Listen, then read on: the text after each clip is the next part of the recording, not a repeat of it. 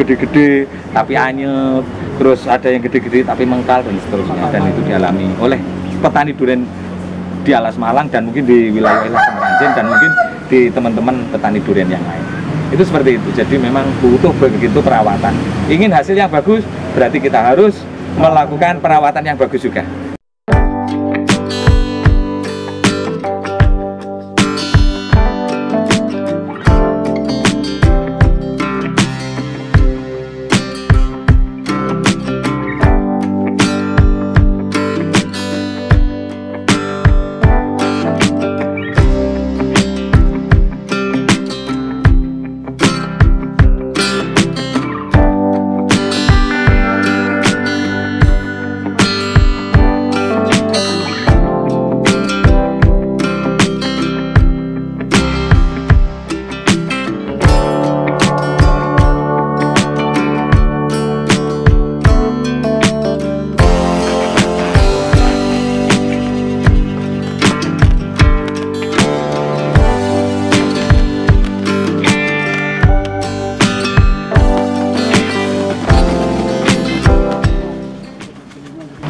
Oke, selamat pagi. Hari ini kita folder desa ada di Desa Alas Malang. Alas Malang, Kecamatan Kemranjen, Kabupaten Banyumas. Hari ini saya kembali ketemu dengan Pak Hasan. Pada video berikutnya kita sudah cerita tentang bibit yang berkualitas, bersertifikat dan sebagainya. Hari ini kita akan membahas tentang perawatan, apa saja perawatan mulai dari tanaman sampai pasca panen dan mau panen lagi. Seberapa penting perawatan itu? Dan seberapa penting perawatan itu. Nah, hari ini Hasan sedang melakukan recovery terhadap 10% dari populasi jumlah pohon durian di Desa Alas Malang. 10%-nya lebih dari 1000 mungkin ya. Lebih. Dan nanti akan dijelaskan.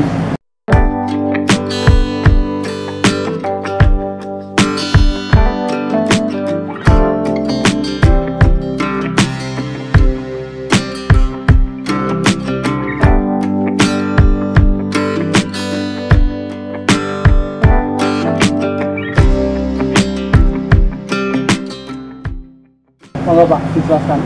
Hari ini apa saja yang dilakukan di pohon durian ini? Jadi begini Mas, ini kan di desa kita itu kan ada hampir semua penduduk, semua warga, semua rumah itu punya pohon durian. Dan jenisnya hampir sama merata, yaitu durian bawor atau Kromo Banyumas yang dalam sertifikat itu. Nah, di sini ini kemarin kita beberapa kali sudah sebenarnya karena bentuknya itu perorangan. Jadi kita memberi sebuah edukasi untuk pembuahan itu kadang-kadang juga agak susah. Nah, maka di sini langsung kita tanganin. Masyarakat desa itu butuh contoh. Ini loh buah yang bagus. Begitu.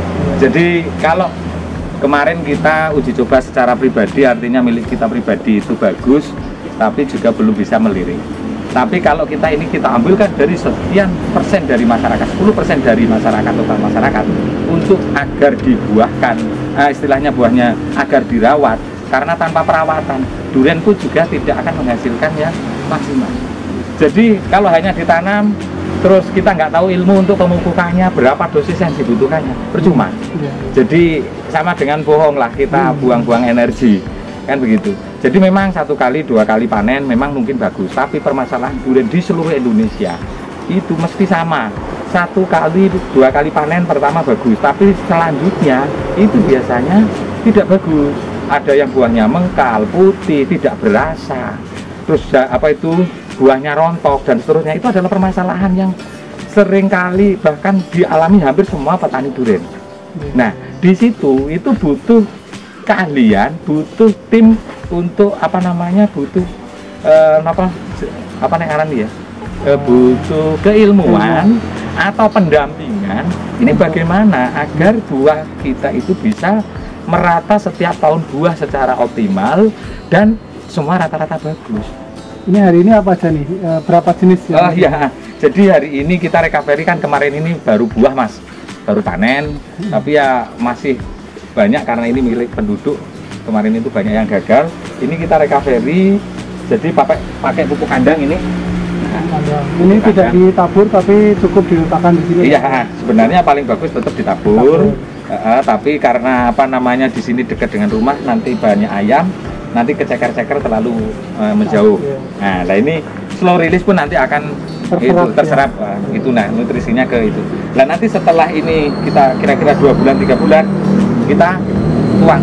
Oh ini setelah 2 bulan akan dibuang. Iya, ini dibuang, jadi tetap kita ratakan biar jadi kompos. Nah, terus yang kedua ada kapur dolomit, kapur pertanian. Itu nanti juga sesuai dengan dosis dan ukuran. Terus ada NPK, ini untuk recovery-nya. Nah, ini apa?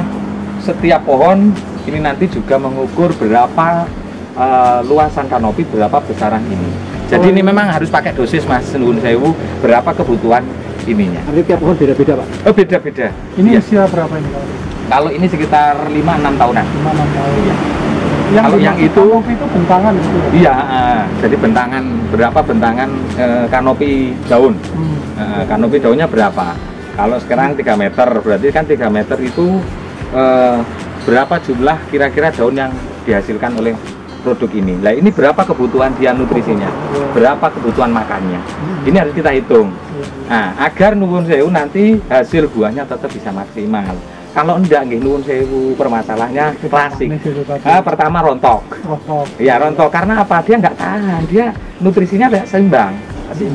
Rontok. Terus yang kedua itu nanti kalau yang tidak rontok itu nanti hasil buahnya mengkal, putih, tidak berasa, tidak berwarna apalagi. Nah ini nanti akan muncul hampir 90-80% petani Indonesia itu seperti itu. Persoalan buah durian tidak dipupuk apa tadi Pak? Apa tadi? Gimana Mas? Persoalan buah durian tidak dipupuk. Problem yang kalau tidak dipupuk. Kalau tidak dipupuk ya berarti sama dengan buah sama dengan pohon-pohon kayu yang lain. Artinya dia tidak akan menghasilkan buah yang maksimal. Seperti itu. Jadi buahnya durian itu kan mempunyai nilai ekonomi yang tinggi. Istilahnya king fruit ya. King fruit, dia itu raja buah. Nilainya memang lumayan tinggi. Kalau di sini saja di petani harga duriannya per kilo aja 50 sampai 60 ribu per kilo kalau durian bawor atau itu. Belum kalau yang lainnya, kalau musangking atau apa ya. Nah ini kan menggiurkan memang. Hasil per pohon itu bisa sampai 4 juta, 5 juta kalau hasilnya bagus. Umur segini ini 5 juta, 4 juta Mas. Nah kalau yang umur segitu itu yang sudah gede itu bisa sampai 12 sampai 15 juta bahkan 20 juta per pohon sekali panen. Ini kan sesuatu yang menggiurkan, tapi ini memang harusnya dia itu dipupuk yang secara maksimal. Tapi cuman memang pengetahuan kita untuk pemupukan memang masih terbatas untuk masyarakat.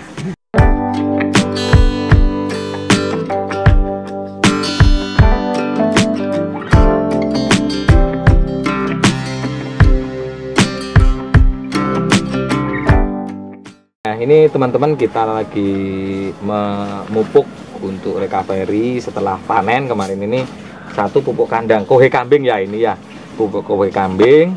Ini kita kasihkan, kita buka seperti ini agar slow release nanti di saat kena air itu bisa meresap ke dalam akar. Karena akar durian itu ada di permukaan itu 85%. 85% itu ada di permukaan. Jadi nggak perlu kita kita cangkul-cangkul, nggak perlu. Jadi yang penting akar kita itu kan nanti akan keserap. Terus yang kedua sebenarnya ini harusnya per 3 bulan ya. Dan ini nanti kalau sudah 3 bulan kita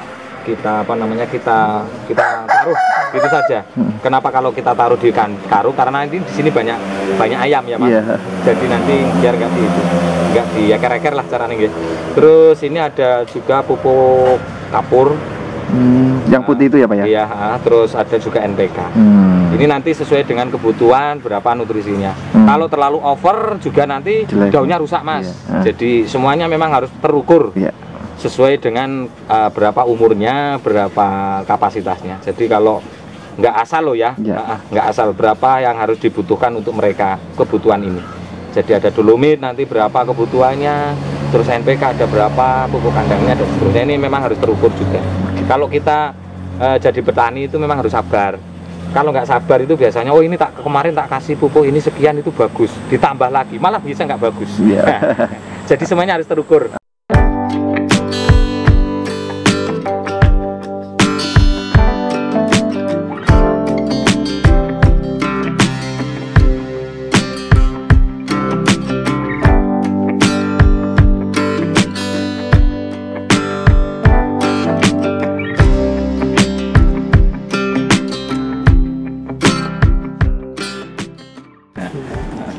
Buah anyep itu salah satunya juga karena tidak pupuk, bukan? Tetap kurangnya nutrisi, Pak. Jadi kurang sulfur, kurang kalsium, kurang karate, kurang boron, kurang magnesium dan seterusnya. Itu bumbu-bumbunya banyak. Nah, jadi begitu. Jadi buah itu mudah rontok. Itu kenapa? Itu juga ada problem-problem yang harus kita atasi. Itu semuanya sebenarnya ada di di kebutuhan nutrisi. Kalau nutrisi tercukupi, dia nggak akan menjatuhkan itu buahnya. Sampai 8 bulan berapa kali pupuk? 3 kali, 4 kali? Bisa sampai 6 kali. Oh, bisa 6 kali. Mungkin, iya. Jadi ini terus berjalan. Nutrisi yang berbeda-beda. Berbeda-beda. Jadi sesuai dengan ini ritme nanti yang akan berjalan.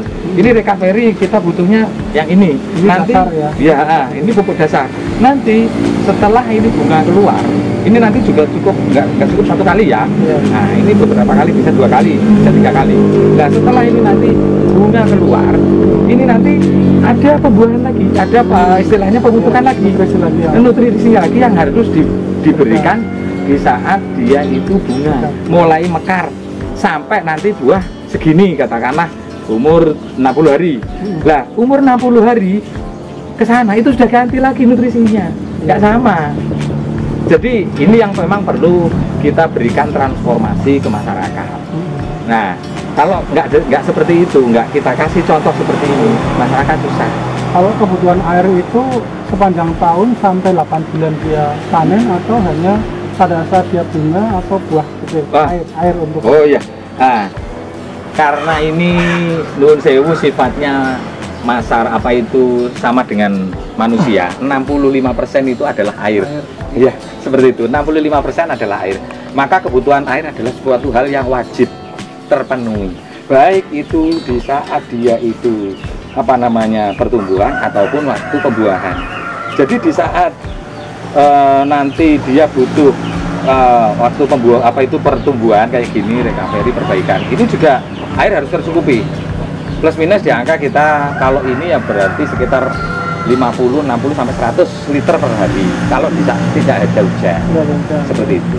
Nah, kalau sudah seperti itu, yang besar, yang gede itu sampai umur sudah 20 tahun, 15 sampai 20 tahun itu ya berarti lebih banyak lagi, bisa sampai 200 liter per hari.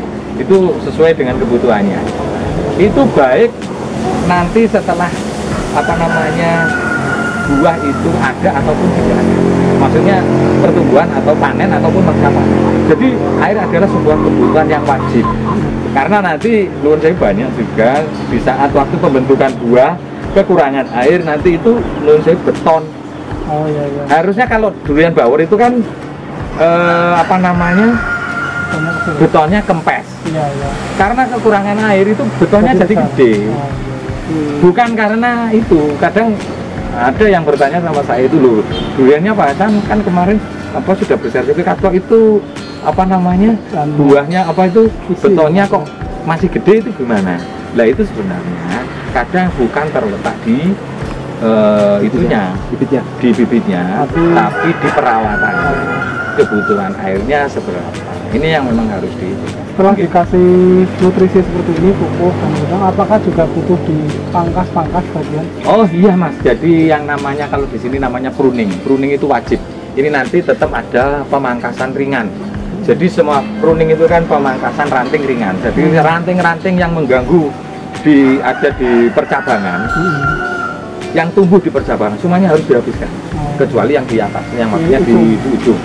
Jadi semua yang nanti akan jadi itu kan, kalau durian itu buahnya kan ada di cabang ya, bukan di pohon ya, di cabang. Lah cabang itu yang ada ranting-rantingnya kita bersihkan dulu, karena dia nanti daun itu kan juga butuh makanan. Nah, kalau ini nanti daun yang ada di cabang-cabang nggak kita bersihkan, itu nanti juga mengurangi makanan yang ada di buah. Jadi larinya bukan aja bukan di buah tapi dari daun. Karena yang yang memasakkan daun. Ya, dia masak itu kan otomatis untuk dirinya sendiri dulu, baru nanti dibagikan ke yang ke buahnya. Nah, kalau buah itu kalau daunnya masih banyak, nah itu nanti mengganggu. Nah, makanya ini nanti butuh di pruning. Ini nanti mungkin bulan ketiga, keempat, kelima ini nanti wajib di pruning ini. Ini belum sempat memang kayaknya. Teman-teman nanti tetap nanti ada panduan dan SOP kita dampingi, makanya ini perlu sekali pendampingan untuk pembuahan nuwun sewu. Kita butuh pendampingan untuk pembuahan, bukan hanya sekedar kalau panennya setelah tanam cep terus setelah itu tidak ada pendampingan, itu kasihan. Gagal itu rata-rata. Program ini pendampingan ke petani ini selama setahun penuh? Ini nanti berjalan minimal 2 tahun minimal kita kerjasamakan. Nanti minimal program kita pemupukan ini sudah tersampaikan kepada masyarakat. Nah, kita karena ini nanti jika kita di BUMDes juga, jadi BUMDes pun juga nanti kalau memang yang masyarakat tidak mau untuk memupuk, berarti nanti kita tetap kita handle. Jadi tetap kita kerjasamakan untuk seterusnya. Nah, jadi tapi yang tidak namanya istilahnya kita nggak bisa juga memaksa kepada petani, tapi pada prinsipnya kita itu memberikan sebuah transformasi cara pemupukan yang benar dengan dosis yang benar juga. Ya, ini yang perlu kita sampaikan ke masyarakat. Setelah ini dilakukan, panen 8 bulan ke depan bisa dipastikan bagus. Insya Allah saya 90% lah, 90% insya Allah pengalaman yang sudah kita alami, kita jalankan itu 90% dengan konsep, dengan resep yang kita punya seperti ini, itu 90% buah kita itu satu sesuai dengan karakternya apa itu buah. Kalau buah bawor yang kita miliki di sini, mesti karakternya itu buahnya besar, bobotnya bisa sampai 5 kilo bahkan 8 kilo. Terus yang kedua buahnya itu warnanya oranye, terus bijinya kempes, dagingnya tebal. Itu otomatis. Karena ini nanti insya Allah sesuai dengan apa kebutuhan yang mereka butuhkan. Makanya kita harus hitung kebutuhan berapa. Manis, pahit, gurih itu ada semua. Itu ada unsur pembentuk itu. Unsur pembentuk warna ada. Unsur pembentuk pahit ada. Unsur pembentuk manis ada. Jadi semuanya itu ada bumbu-bumbunya, Mas. Itu. Alas Malang sebagai desa sentra durian nanti benar-benar bisa menunjukkan ke iya, insya Allah udah. Jadi pada prinsipnya sebenarnya tahun dulu itu kebutuhan durian ini sebenarnya adalah durian yang bagus, durian yang varietas juga bagus, dan buahnya itu bagus tahun pertama, kedua, tapi ketiga, keempat dan seterusnya itu banyak yang tidak bagus karena kurangnya itu seperti itu. Jadi memang makanya ini harus kita kembalikan lagi istilahnya sentra durian di Alas Malang itu harus kita kembalikan lagi ya, karena kemarin itu hampir 80% sudah mulai 2014 Mas, 2014 sampai ke sini itu 80% panen itu rata-rata gagal. Ada yang mulai jatuh sebelum matang, rontok, terus yang kedua begitu gede-gede tapi anyep, terus ada yang gede-gede tapi mengkal dan seterusnya, dan itu dialami oleh petani durian di Alas Malang dan mungkin di wilayah-wilayah Samaranjen dan mungkin di teman-teman petani durian yang lain. Itu seperti itu. Jadi memang butuh begitu perawatan. Ingin hasil yang bagus, berarti kita harus melakukan perawatan yang bagus juga. Jadi tidak bisa kita biarkan terus nanti biar itu sendiri, nggak bisa. Itu seperti itu. Total durian tadi di Alas Malang berapa? Kira-kira? Kalau katakanlah satu rumah ada 10 kali 2000. Coba diulang. Iya. Jadi kalau di kita kan rata-rata ini per rumah itu punya ya. Itu 10 satu rumah itu rata-rata kita bikin 10 lah. Bahkan ada yang lebih. Dan 10 warga kakak kita itu ada 2000-an. Nah, berarti kan ada sekitar 20.000. Nah, ini kita ambil dulu lah untuk sebagai sampling untuk memahamkan kepada masyarakat bahwa ini loh kita itu butuh perawatan. Kalau kita menangani secara skala perkebunan lebih mudah, satu kepala kita kasih resep udah selesai mas. Tapi kalau masyarakat ini kita harus memahamkan 2000 kepala itu. Nah ini yang memang agak susah. Itu seperti itu mas.